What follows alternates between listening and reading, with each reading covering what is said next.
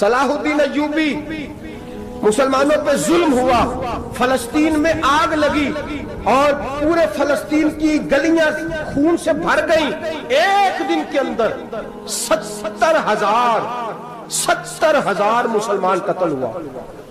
گھوڑوں سے سڑکوں پہ چلا نہیں جاتا تھا، گھوڑے پھسلتے تھے، اتنا خون تھا، اور کچی سڑکیں تھی، اتنا خون تھا، پہلے کچی زمین نے خون پیا، پھر خون اس سے باہر آیا، پھر بھی اتنا سخت 70,000 آدمی قتل ہوا۔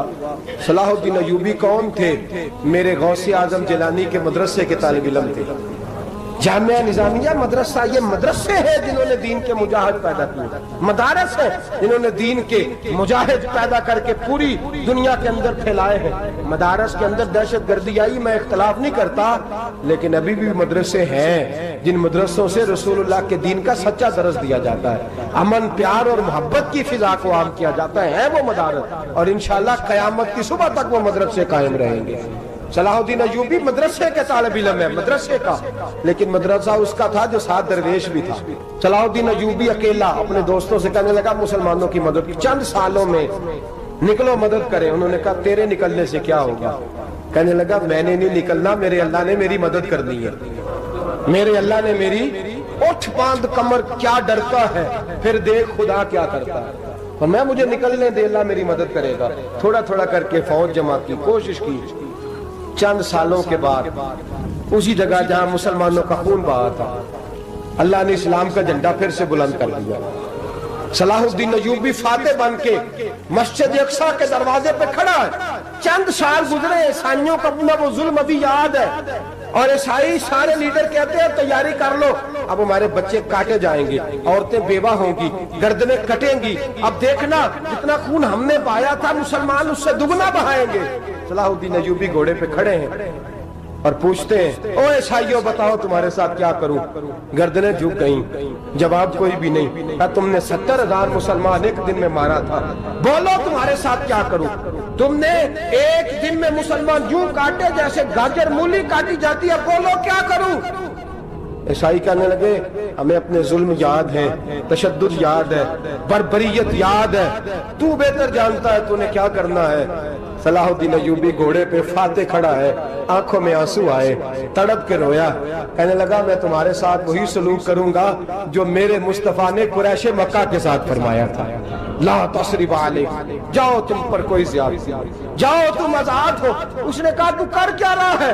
کہنے لگا میں کیا کروں، میں اس محمد کا ماننے والا ہوں جس نے معاف کرنا سکھایا ہے صلی اللہ علیہ وسلم، میرے پیروں میں زنجیر ہے رسول اللہ کی غلامی کی، جاؤ تم آزاد ہو۔ اس نے کہا تم آزاد ہو، لوگوں نے کلمہ پڑھنا شروع کر دیا، اشہد ان لا الہ الا اللہ واشہد ان محمدً عبدہ۔ سارے قبیلے کے کچھ نہ کچھ لوگ مسلمان، ایک قبیلہ رہ گیا مسلمان نہیں ہوتا۔ صلاح الدین ایوبی اپنے خیمے میں بیٹھے ہیں تو ایک بی بی آ گئی، اس قبیلے کا کوئی شخص مسلمان نہیں ہوتا۔ بی بی آئی، آگے کہنے لگی میرے 4 بیٹے جنگ میں کھو گئے، چھوٹے چھوٹے بچے جنگ میں کھو گئے، مل نہیں رہے، فوجیوں کو حکم دے مجھے میرے بچے تلاش کر کے دیں۔ صلاح الدین ایوبی نے جھٹ پٹ سر پہ امامہ باندھا، نیزہ پکڑا، سینے بند باندھا، اپنے جبے کو سمیٹا اور باہر کہنے لگی تو کدھر جا رہا ہے؟ کہنے لگا میں خود تیرے بچے تلاش کر کے دوں گا۔ صلاح الدین چند سپاہی ساتھ گلی گلی نکلے، گلی گلی فجر کے نکلے، اثر ہو گئی، تھک گئے، 2 نمازیں صحرا میں پڑھی، جنگل کے اندر پہنچے تو ایک کونے میں 4 بچے ایک جگہ ڈرے اور سہمے ہوئے بیٹھے ملے۔ صلاح الدین ایوبی اٹھا کے لائے، ماں کو کہنے لگے تیرے بچے ہیں، نکلا اس لیے تھا کہ میرے نبی نے فرمایا بچے جدا ہوں تو ماں کو درد بڑا ہوتا ہے، اور میرے رسول نے فرمایا تھا جب جنگ کرنے جاؤ تو کھیت برباد نہ کرنا، فصلیں تباہ نہ کرنا، بچوں کو ماں سے جدا نہ کرنا۔ فرمایا میں سوچ رہا تھا تیرے بچے کہیں میری وجہ سے جدا ہو گئے تو مصطفیٰ کو جواب کیا دینا؟ فرمایا تیرے بچے ڈھونڈ کے لایا ہوں۔ بچے ماں کے پاس آنے لگے تو ماں نے بڑے بیٹے کے منہ پہ تھپڑ مارا، کہتا ہے اماں کیا ہوا؟ کہنے لگے تو نے سنا نہیں کہ دشمن کے بچوں کی اتنی حفاظت کرتا ہے، میرے پاس نہ جا، اس کے قدموں میں بیٹھ جا، جس نبی کے غلام اتنے سچے ہیں وہ نبی کتنا سچا ہوگا۔ جس نبی کے نوکر اتنے کھڑے ہیں وہ نبی کتنا کھڑا ہوگا. جا کے کلمہ پڑھ لے. مسلمانوں کی نا ایک تعداد لڑتے دور چلے گئی. تاتاریوں نے قید کر لیا. 4 مسلمان تھے, تبلیغ کرنے گئے, جنگ کرنے گئے, جہاد کرتے کرتے کافروں سے لڑتے تاتاری قوم میں چلے گئے.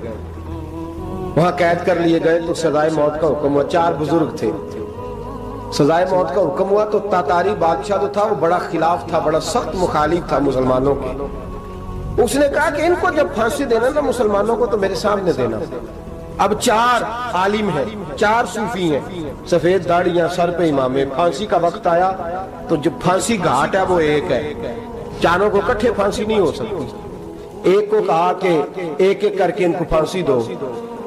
جب پھانسی کا وقت آیا نا تو جو سب سے پیچھے صوفی تھے وہ دوڑ کے آگے آئے, کہنے لگے بادشاہ پہلی باری میری لگا.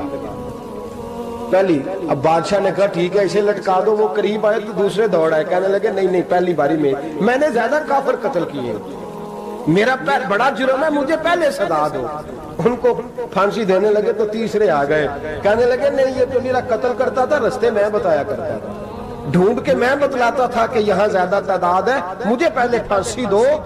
تیسرے کے ساتھ بات ہو رہی تھی تو چوتھا دوڑا آیا, کہنے لگا یہ رستے بتاتا تھا, یہ تبلیغ کرتا تھا, یہ سارا کچھ کرتا تھا, لیکن کہا یہ کہتے تھے چلو واپس چلتے ہیں, میں جانے نہیں دیتا تھا. میں کہتا تھا اور کافر مارنے اور علاقے فتح کرنے, میرا جرم بڑا ہے, مجھے پہلے پھانسی دو.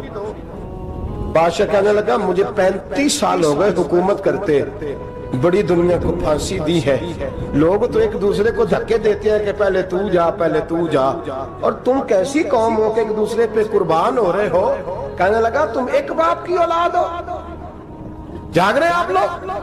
تاتاری بادشاہ, کافر بادشاہ, اسلام کی مخالفت کرتے ہیں. ایک باپ کی اولاد ہو کا نہیں, ایک قبیلے کے رہنے والے ہو کا نہیں, ایک ملک کے رہنے والے ہو نہیں. اس نے کہا رشتہ کیا ہے, تمہارا رشتہ کیا ہے؟ تو بول کے کہنے لگے خدا ایک ہے, نبی ایک ہے. خدا ایک ہے اور نبی منفرد ایک ہے. اس قوم کی نقصان بھی ایک ہی سب کا نبی. اللہ بھی, قرآن بھی ایک. کیا ہی اچھا تھا ہوتے اگر مسلمان بھی ایک. یوں تو سید بھی ہو, مرزا بھی ہو, افغان بھی ہو, تم سبھی کچھ ہو, بتاؤ کہ مسلمان بھی ہو. فرمایا ہمارا اللہ ایک ہے, نبی ایک ہے.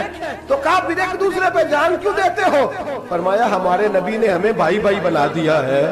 بھائی کا دل نہیں کرتا اس کی آنکھوں کے سامنے بھائی چلا جائے, ہمارا دل نہیں کرتا پہلے مجھے دے. بادشاہ کہنے لگا تمہارا جذبہ مجھے متاثر کر گیا, جاؤ میں تم چاروں کو آزاد کرتا ہوں, تمہیں آزاد کرتا ہوں. میرے دوستو یہ رنگ تھا, دیکھیں نا, یہ اس دھرتی نے نظام دیکھا ہے نا, اس فلک میں پہلی بار دیکھا, اس زمین نے پہلی بار. اور میرے حضرت صاحب فرمایا کرتے تھے زمین تڑپ کے روئی, اس نے پہلی دفعہ دیکھا. احد کا میدان ہے, 3 صحابہ تپتی ہوئی زمین پہ زخموں سے چور پڑے ہیں. حضرت انس بن نضر رضی اللہ تعالیٰ عنہ پانی کا پیالہ لے کے پہنچے. ایک زخمی سے کہا تجھے پانی پلانا ہے, تو کہنے لگا میرے زخم تھوڑے ہیں, وہ جو ساتھ پڑا اس کے زخم گہرے ہیں, پہلے اسے پانی پلا دے, جا اسے دے دے. اس کے پاس پہنچے تو وہ کہنے لگا وہ مجھ سے پہلے گرا تھا, اس کا زخم زیادہ گہرا ہے, اسے پانی پلا. تیسرے کے پاس گئے تو کہنے لگا چوتھا تڑپ زیادہ رہا ہے, اس کی عمر زیادہ ہے, میں تو جوان ہوں برداشت کر لوں, بڑھاپے کی وجہ سے نڈھال ہو گیا, پہلے اسے پانی پلا. چوتھا کہنے لگا 5ویں کے پاس جا, 5واں کہنے لگا 6ٹھے کے پاس جا. حضرت انس بن نضر کہتے میں رو پڑا, میں نے کہا محمد کے غلاموں, رسول نے تمہیں کیسا جذبہ دے دیا ہے, زبانیں پیاس سے باہر ہے لیکن تمہاری اخوت مرتے دم تک قائم ہے. کہتے میں 7ویں کے پاس گیا تو کہنے لگا اگر 6 قربانی دے سکتے ہیں تو مجھے خود غرض نہ سمجھ, میں نے نہیں پانی پینا, جا پہلے کے پاس لے جا. کہتے میں پہلے کے پاس آیا تو روح پرواز کر گئی, دوسرے کے پاس آیا تو روح پرواز کر گئی, میں 7ویں تک آیا تو انتقال کر گئے. کہتے ہیں پانی کا پیالہ میں نے اٹھایا اور میں نے زمین پہ رکھا تو میں نے کہا پانی گھما رہنا, محمد کے غلام مر تو جاتے ہیں پر ایک دوسرے کا خیال بڑا رکھا کرتے ہیں, گھما رہنا یہ مر جایا کرتے لیکن ایک دوسرے کا درد. میرے دوستو لٹا ہوا برما, روتے ہوئے مسلمان, سسکیاں اور آہیں لیتی ہوئی مائیں پوچھتی ہیں اے خاصہ اے خاصان رسول, وقت دعا ہے, امت پہ تیری آ کے عجب وقت پڑا ہے، وہ دین جو بڑی شان سے نکلا تھا وطن سے، پردیس میں وہ دین آج غریب الغربا ہے۔ فریاد ہے اے کشتی امت کے نگہ باں، بیڑا یہ تباہی کے قریب آن لگا ہے۔ اور کیا خوبصورت جملے کہے تھے کہ نبی پاک صلی اللہ علیہ وسلم نے، حضور نے فرمایا تھا میرا مومن ایک جان کی طرح ہوتا ہے، ایک جان کی طرح ہوتا ہے، ایک کو تکلیف ہو جسم کے ایک حصے کو سارا حصہ پریشان ہوتا ہے۔ فرمایا یہ ایک مکان کی طرح ہے، ایک اینٹ دوسری اینٹ کو مضبوط کرتی ہے۔ فرمایا یہ مضبوط لوگ ہیں، یہ مضبوط لوگ۔ حضرت عمر فاروق کا زمانہ ہے، ایک آدمی نے سیری بھیج دی ایک گھر میں بطور تحفہ، قحط کا زمانہ تھا، گوشت ملتا نہیں تھا، جانور، ایک آدمی نے سیری بھیج دی ایک آدمی کے گھر میں۔ اس نے کیا کیا؟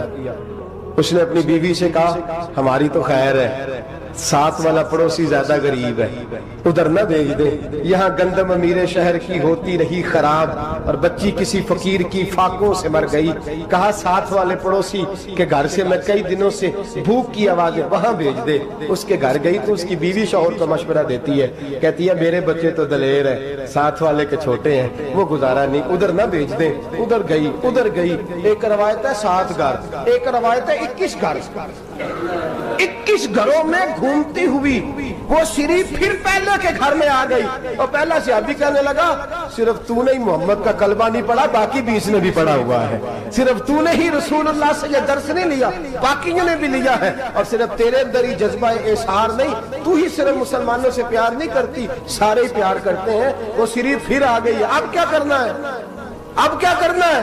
تو امام نبوی نے لکھا ہے، وہ کہنے لگی کرنا کیا ہے؟ پکاؤں گی میں اور کھائیں گے 21 گھر، پھر بھی اکیلے نہیں کھائیں گے، پکاؤں گی میں اور کھائیں گے 21 گھروں کے مطابق شوربہ پکا، اور پھر برتن میں ڈال کے وہ بی بی ایک ایک گھر کا دروازہ کھٹکھٹاتی ہے، کہتی ہے مصطفیٰ کے غلاموں نکلو باہر اور کھاؤ، اس لیے کہ جس نبی نے مجھے پیار کا حکم دیا اسی نے تمہیں بھی پیار کرنا سکھایا ہے، یہ رنگ چشم فلک نے سکھایا ہے۔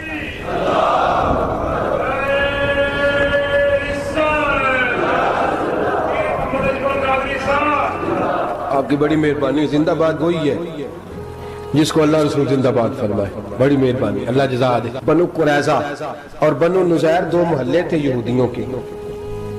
یہودیوں نے بڑی عہد شکنی کی تو نبی پاک صلی اللہ علیہ وسلم نے ان کو بے دخل کر دیا، مدینے سے نکال دیا، مدینہ منورہ سے۔ یہودی نکل گئے مدینہ طیبہ سے، تو جب وہ نکل کے جا رہے تھے تو ان کے مکان، ان کے باغ، ان کی جائیدادیں بچ گئیں۔ نبی پاک علیہ السلام نے انصار مدینہ کو پہلے بلایا، جاگ رہے ہیں نا آپ لوگ؟ پیسے آتے کسی کو برے لگتے ہیں، اب تو یہ بھی حلال حرام کی تمیز بھی اٹھتی جا رہی ہے۔ جائیداد، باغ، مال، علاقہ خالی ہوا ہے، وہ چلے گئے اور لوگ تو ڈھونڈتے پھرتے ہیں۔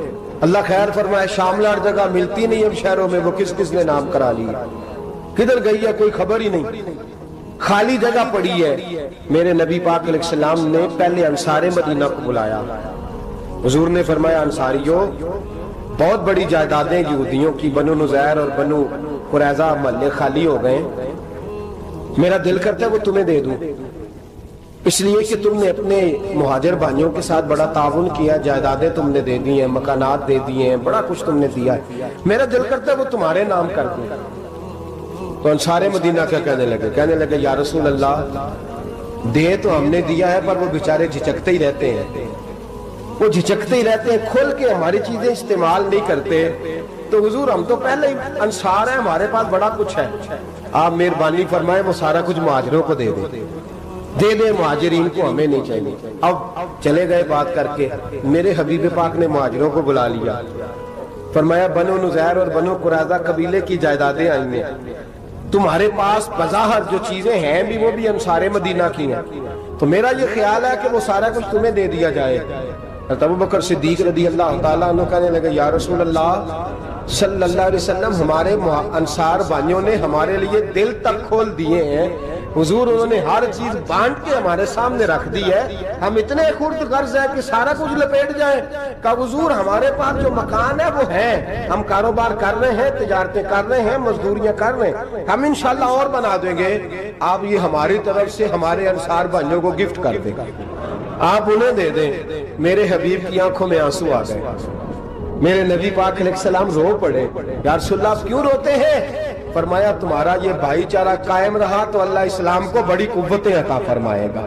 اللہ طاقتیں دے گا اسلام کو اگر تمہارا یہ رنگ قائم رہا، یہ انداز. میرے غلاموں تمہارے یہ طور طریقے، ایک بھائی کہتا ہے دوسرے کو، دوسرا کہتا ہے تیسرے کو. عرض یہ کرنے جا رہا تھا کہ رسول کریم صلی اللہ علیہ وسلم نے یہ پیغام دیا امت کو. فرمایا دیکھیں نا کتنے بڑے لفظ ہیں. یہ نہیں فرمایا دوزخ میں جائے گا، یہ نہیں فرمایا کہ اسے جہنم کی سزا ملے گی. میرے نبی نے فرمایا میں اسے مومن مانتا ہی نہیں، میں اسے مسلمان اپنا مانتا ہی نہیں. حضور کسے؟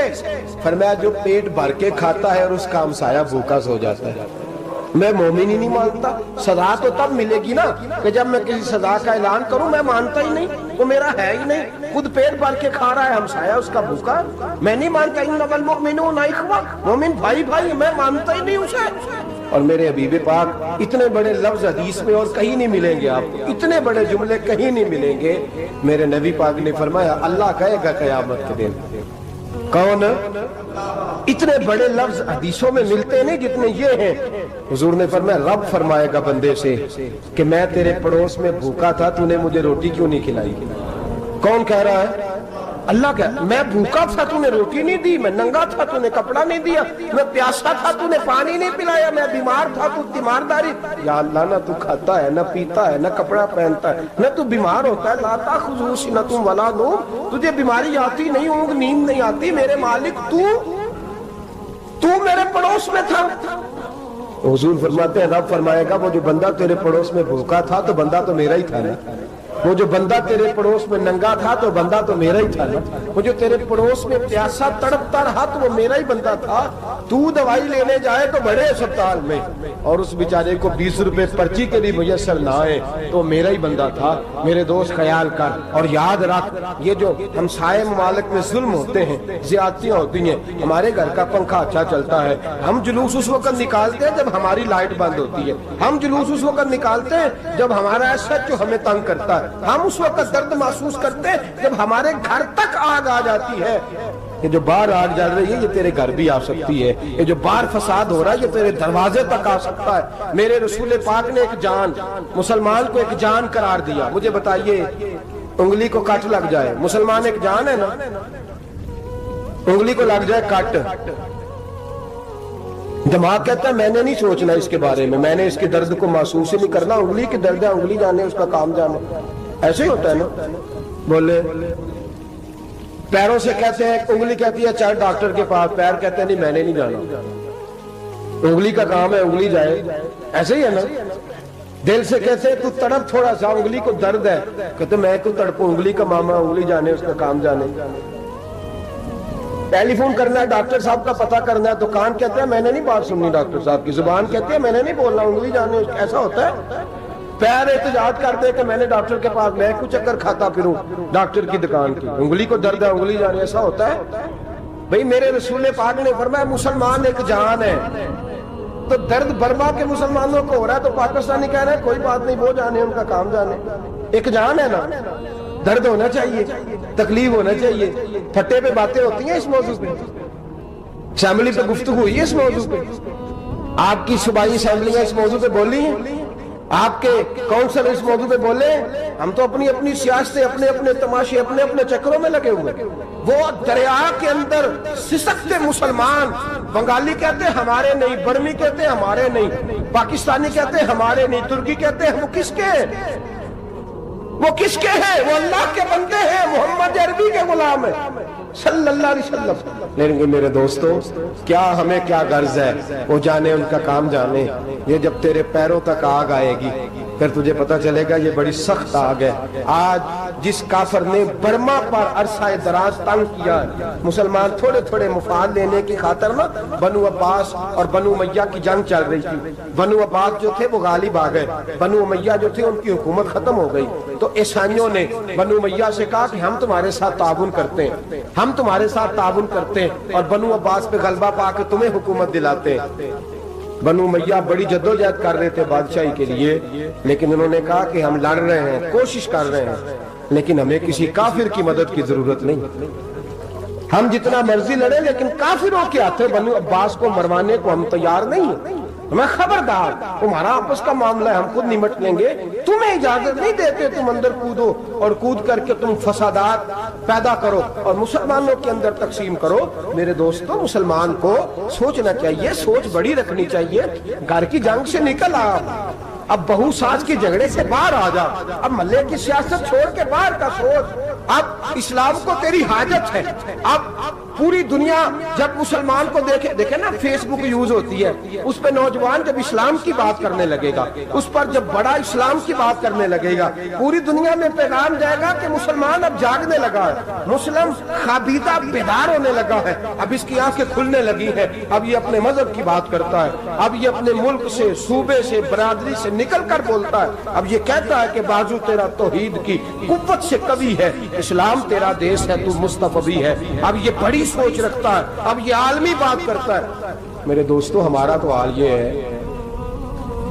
امام اعظم ابو حنیفہ کا فتویٰ ہے، آپ فرماتے ہیں جو مولوی عالمی حالات سے باخبر نہ ہو وہ جمعے کی تقریر نہ کرے، وہ مسلمانوں کی رہنمائی نہیں کر سکتا.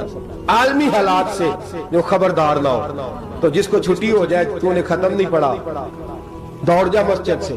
تو ختم نہیں پڑھتا، ہمارے تجھے پتہ ہی نہیں تو کہاں رہتا ہے، بھاگ جا. وہ عالمی حالات پہ بات کرے گا، کیونکہ بیچارے کو تو پتا ہے میری سویرے چھٹی ہو جانی. سیاست کا لفظ چھیڑا نہیں تو میں گیا نہیں.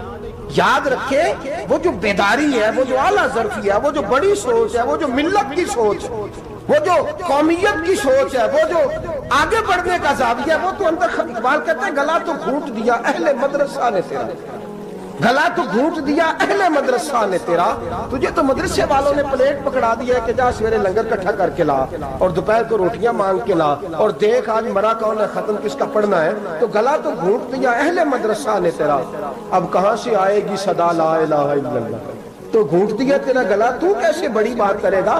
بڑی بات کے لیے بڑی سوچ چاہیے، بڑی تگودو چاہیے، بڑی کوشش چاہیے، بڑا حوصلہ چاہیے. مسلمان چھوٹی چھوٹی لڑائی میں، چھوٹی چھوٹی جنگ میں، ایک دکاندار دوسرے دکاندار سے لڑ رہا ہے، گلی والا دوسری گلی والی سے لڑ رہا ہے، محلے والا محلوں پہ اعتراض. ایک شہر میں رہنے والے میں نے دوسرے محلے پہ اعتراض کرتے دیکھا. یقین کریں، ایک شہر میں رہنے والے، علاقے میں بسنے والے کہتے ہیں بھائی توبہ ہے اس محلے تو اللہ ہی بچائے. لا حول ولا قوت. وہ جو تقسیم در تقسیم کی سوچ ہے، اس نے چھوٹے چھوٹے ٹکڑوں میں مسلمانوں کو بانٹ دیا ہے. چھوٹی چھوٹی تقسیم ہے، چھوٹا چھوٹا ہمارا مزاج ہے، چھوٹی سوچ ہے. بڑی سوچ کی بات سنیے. صلاح الدین ایوبی، جاگ رہے ہیں نا آپ لوگ؟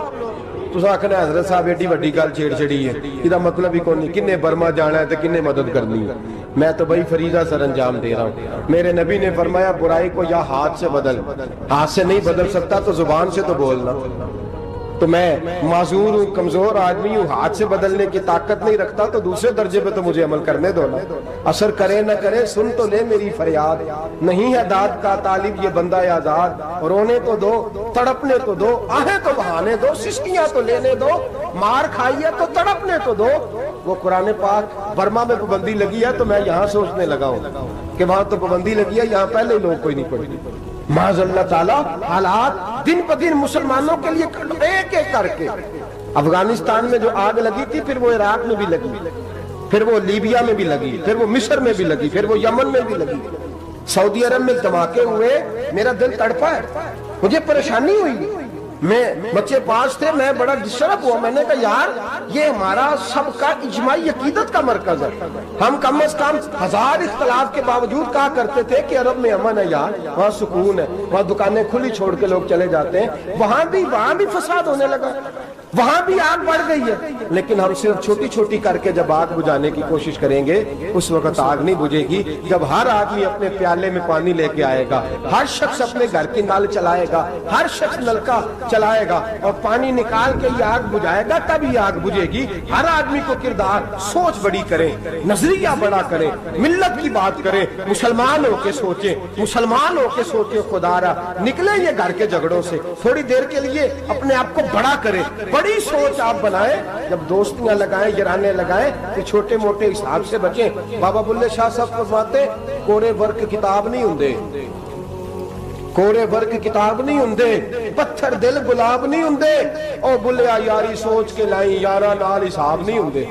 پھر ذرا نکلے اس حساب کتاب سے باہر، بلیا یاری سوچ کے لائیں، یارہ نال صاحب نہیں ہوندے۔ پھر ذرا بڑا ذہن کرے، چھوڑے اپنے حساب، یبصرون اعلی انفسہم ولنبلونکم بشیء من الخوف والجوع ونقص من الاموال والانفس والثمرات۔ پھر حساب کتاب سے نکلے، پھر امام علی مقام کی طرح یہ سوچ بنائے کہ حسین کے بچے چلے جائیں تو کوئی حرج نہیں، امت پر آنچ نہیں آنی چاہیے۔ ایک امام علی مقام، کل تک امام میدان میں کھڑے تھے تو اکیلے تھے، لیکن آج پوری دنیا کہتی ہے حسین ہمارا ہے، حسین ہمارا ہے۔ آج نظریہ امام علی مقام زندہ ہے، تو اکیلا ہے تو کھڑا ہو، یہ نہ کہا کر چھوٹی سی مسجد ہے، ایک کونا کا کھڑکاوا، مولانا تقریر کر رہے ہیں تو کیا بنے گا؟ ایک آواز کہیں سے گونجا کرتی ہے، پھر اس میں تاثیر میرا اللہ پیدا فرما دیا کرتا ہے، پھر اس کے اندر قوت میرا رب پیدا فرما دیا کرتا ہے، پھر اللہ اس میں تاثیر پیدا کر کے چار دانگ عالم میں پھیلا دیا کرتا ہے۔ جب آپ نماز پڑھ رہے ہوتے ہیں، جب آپ کا مصلی آباد ہوتا ہے، صلاح الدین ایوبی ایک بزرگ سے ملاقات ہو گئی، بیت المقدس پر قبضہ تھا عیسائیوں کا، تو صلاح الدین بڑے پریشان تھے۔ وہ بابا جی کہنے لگے پتر کیا ہوا؟ کہنے لگے حضور پتہ چلا ہے دشمن کے 2 بحری بیڑے اسلحہ لے کے آ رہے ہیں، مسلمان پہلے ہی کمزور ہیں، اور اب اگر 2 بحری بیڑے اور آ گئے تو حضور مسئلہ بن جائے گا۔ تو میں پریشان ہوں کہ کس طرح یہ کم مسئلے والی ہماری فوج ہے کیسے مقابلہ کرے گی؟ تو بابا جی کہنے لگے پتر اس طرح کرنا، آج رات تو بھی دعا کرنا اور میں بھی کروں گا، تو بھی دعا کرنا، آپ ناراض نہ ہونا، ہم تو پیروں والے ہیں، ہم تو پیروں کے نوکر غلام ہیں، ہمارا تو گزارا ہی نہیں، ہمیں تو ملتا ہے سارا کچھ وہاں سے۔ پھر میرا سوال یہ ہے کہ تعویذ لینے جاتے ہو، نفل کیوں نہیں پڑھتے؟ رات اللہ اللہ کیوں نہیں کرتے؟ یہ بھی تو ہمارے بزرگوں کا ہی طریقہ ہے، انہوں نے تو ہمیں سکھایا ہے۔ صلاح الدین ایوبی سے بزرگوں نے کہا کہ رات آج نا اللہ اللہ کرنا، تو میں تیرے لیے دعا کروں گا، تو بھی دعا کرنا۔ تو بندہ جب دکھی ہوتا ہے تو سجدہ کرتا ہے، تو پھر ہی تو مصلی بھیگ جاتا ہے، پھر ہی تو مزہ آتا ہے۔ سکھی بندہ تو کعبے جا کے نہیں روتا، دکھی تھے، تکلیف تھی، تو سر رکھا سجدے میں تو تڑپ گئے۔ اور وہ بابا جی کہتے ہیں میں مسجد آیا تو صلاح الدین چیخے مار کے رو رہا تھا اور کہہ رہا تھا مالک میں کوئی اپنی شان کے لیے تو نہیں نہ لڑ رہا، اللہ کو میں کوئی قبضوں کے لیے تو نہیں لڑ رہا، مالک تیرے لیے لڑ رہا ہوں، مجھے بے آبرو نہ کرنا، میری مدد فرمانا۔ کہتے ہیں میں آیا تھا کہ مسجد میں دعا کروں گا، پر صلاح الدین ایوبی کو روتے دیکھا تو میں لوٹ گیا۔ تو سویرے صلاح الدین ملے تو بڑے خوش تھے، میں نے کہا پتر کیا ہوا؟ کہنے لگے حضور وہ بحری بیڑے 2 آ رہے تھے نا اسلحہ لے کے، دونوں ڈوب گئے پانی میں ڈوب گئے۔ تو بابا جی کہنے لگے صلاح الدین وہ پانی میں نہیں ڈوبے، وہ تیرے آنسوؤں میں ڈوب گئے، وہ غرق ہو گئے، وہ جو تو نے مصلی بات کیا تو وہ تیرے آنسوؤں میں ڈوب گئے، وہ غرق ہو گئے، وہ تباہ، اتنے قیمتی تھے تیرے آنسو کے بہا لے گئے دشمن کے بحری بیڑوں کو۔ میرے بھائی ٹھیک ہو گیا جی، میرے عزیز سمجھ لیں اس بات کو ہمیشہ کے لیے، اور اس پر غور کر لیں اچھے طریقے سے کہ میرے رسول کریم سید عالم صلی اللہ علیہ وسلم نے نا ہماری توجہ دلائی، حضور نے ہمیں بتلایا، ہمارا ذوق بڑھایا عبادت کی طرف۔ ایک صحابی تھے حضرت ابو فاطمہ رضی اللہ تعالیٰ عنہ، یہ ترمذی شریف کی حدیث ہے، نبی پاک علیہ السلام نے فرمایا ابو فاطمہ قیامت کے دن مجھ سے جلدی ملنا چاہتے ہو کہ دیر کے ساتھ؟ تو کہنے لگے حضور کون ہوگا جو دیر سے ملنا چاہے، ہم نے تو جان دے دی وعدہ دیدار پر۔ اعلیٰ حضرت فرماتے ہیں جان دے دی وعدہ اور نقد اپنا دام ہو ہی جائے گا۔ مجھے لگتا ہے کہ یہ سودا نقد و نقد ہو جانا ہے، چونکہ ہم نے جان دے دی وعدہ دیدار پر۔ آپ نے وعدہ کیا تھا کہ مریں گے تو پھر زیارت ہوگی، تو مر گئے ہم زیارت کی خاطر۔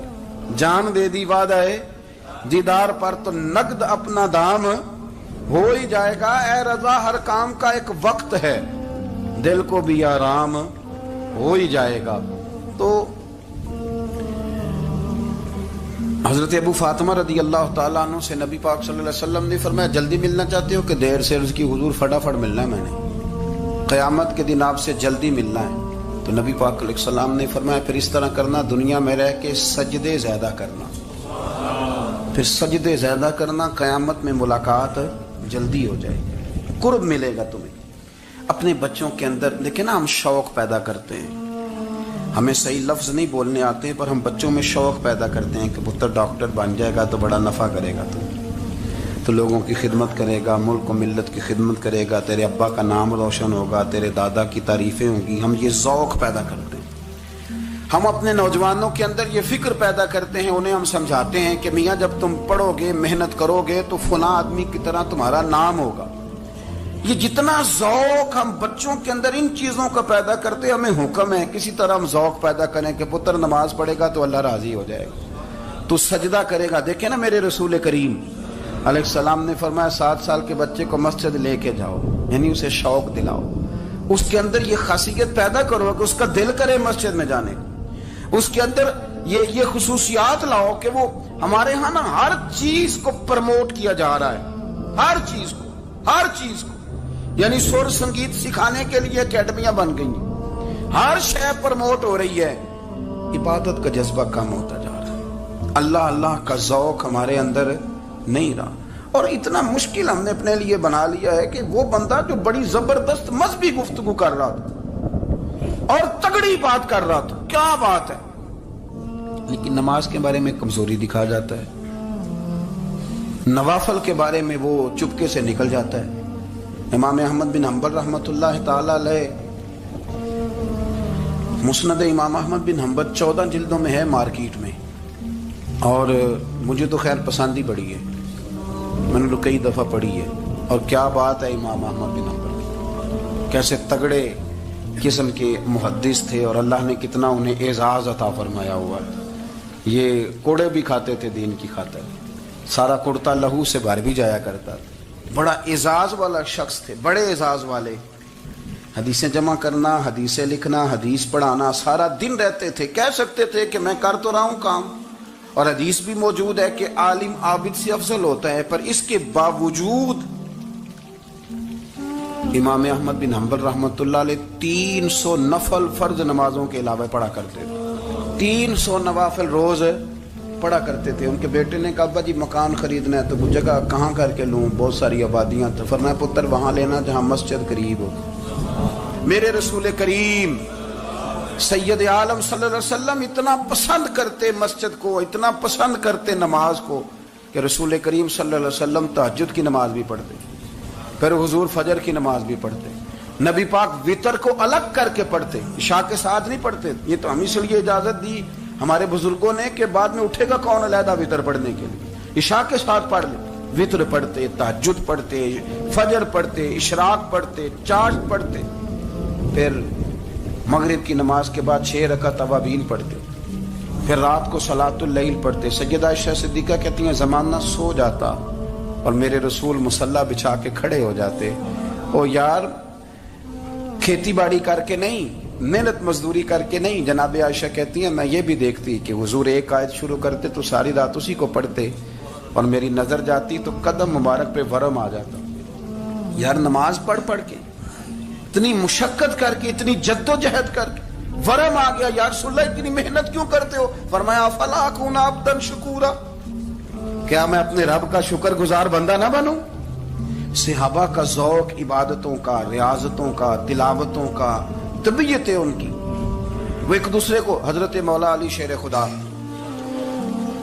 کرم اللہ تعالی وجہہ الکریم کے زمانے میں روم کے بادشاہ نے کہا یار یہ مسلمانوں کا پتہ تو کرو، یہ آخر کیوں اتنے زیادہ مجاہد ہیں. اس زمانے میں جاسوس بھیجنے کا مزاج تھا، اب تو جاسوس پکڑا جاتا ہے، اب تو جاسوس، اور جاسوسی کا شوق ویسے آج بھی ہے.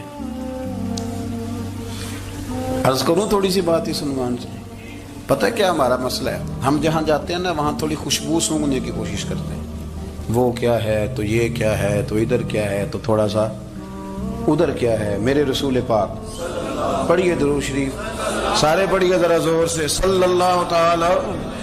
نبی پاک علیہ السلام نے فرمایا جاسوسی نہ کرنا ورنہ تم بندوں کو خراب کر دو، اور فرمایا اس طرح نہ ہو کہ تم کسی کے اب کھول نہ نکلو تو تمہارے پہلے کھول جائیں. یہ جو ذوق ہے نا یہ ختم کریں، چھوڑیں. مطلب آپ کس چکر میں پڑے ہوئے ہیں؟ اتنی زیادہ توجہ کرنے کی کیا ضرورت ہے؟ اپنے کام سے کام رکھیں، اس میں بندہ تھوڑا سا نا آسان رہتا ہے. یہ جو بہت زیادہ ٹٹولنے والے لوگ ہوتے ہیں نا وہ بےچارے پھر عمر ٹٹولتے ہی گزار دیتے ہیں. اس لیے کہ مزاج ہی بہت پکا ہے، بوری کا منہ کھول کے اندر تک ہاتھ ڈالنا، تو پھر کئی دفعہ سامنے سے بچھو بھی لڑ جاتا، خرابی ہوتی۔ تو جاسوسی کی جاتی تھی، اس نے بھی جاسوس بھیجے، کیونکہ قبیلوں کے لوگ تھے، کچھ مسلم کچھ کافر، پہچانے نہیں جاتے تھے لوگ، تو کچھ لوگ اس نے بھیجے، انہوں نے آ کے نا تحقیق کی،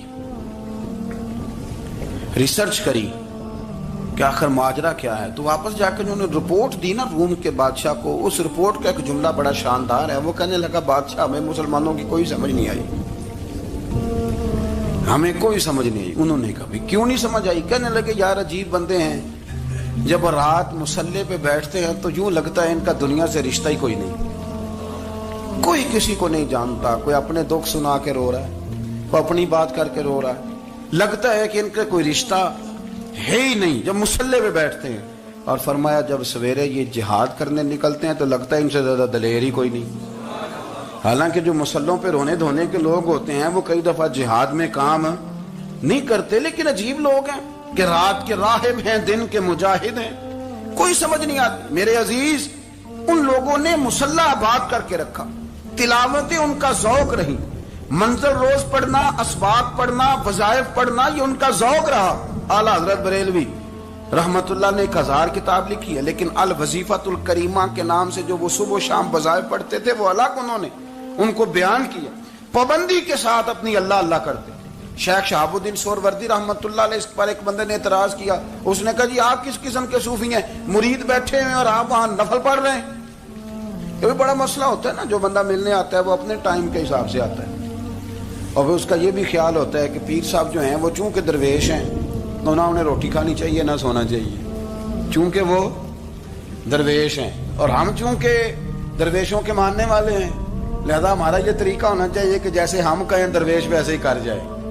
حالانکہ جس کو آپ درویش کہیں گے آپ اس کی مانیں گے، آپ منوائیں گے نہیں، ہمارا مزاج ہوتا ہے۔ شیخ شہاب الدین پر لوگوں نے اعتراض کی، حضور لوگ ملنے آئے ہیں، زیارت کرنے آئے ہیں، یہ بندے دعا کرانے آئے ہیں، اللہ اللہ کرانے آئے، اور آپ نفل پڑھ رہے ہیں، کیا جملہ ہے، کیا حسن ہے، کیا خوبصورتی ہے۔ فرمانے لگے رب رسول سے مانگنے کے لیے مصلی بچھایا ہے، اگر وہاں سے مانگوں گا نہیں تو تمہیں دوں گا کیا؟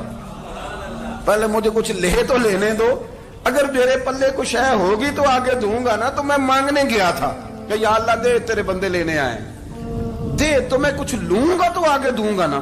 لیکن ہمارا یہ سٹیٹس، یہ مزاج، یہ شعور نہیں ہے۔ گپیں، کہانیاں، داستانیں، گفتگو، خطابت، واز، کیا بات، لیکن اگر کچھ کرنے کا کام ہو تو وہ نہیں ہم سے ہوتا۔ میرے نبی کریم علیہ الصلوۃ والسلام نے مصلی سے دل لگانے کا درس دیا، حضور نے توجہ دلائی، صحابہ اس ذوق کے حامل لوگ تھے، وہ کوشش کرتے تھے۔ جناب صدیق اکبر رضی اللہ تعالیٰ عنہ کا عبادت کا مزاج ہمیشہ قائم رہا۔ حضرت عمر فاروق ساری رات اللہ کے حضور کھڑے رہے۔ حضرت عثمان غنی رضی اللہ تعالیٰ عنہ عشاء کی نماز پڑھ کے 2 رکعتوں کی نیت باندھتے تھے، 15 سپارے پہلی رکعت میں پڑھ دیتے تھے۔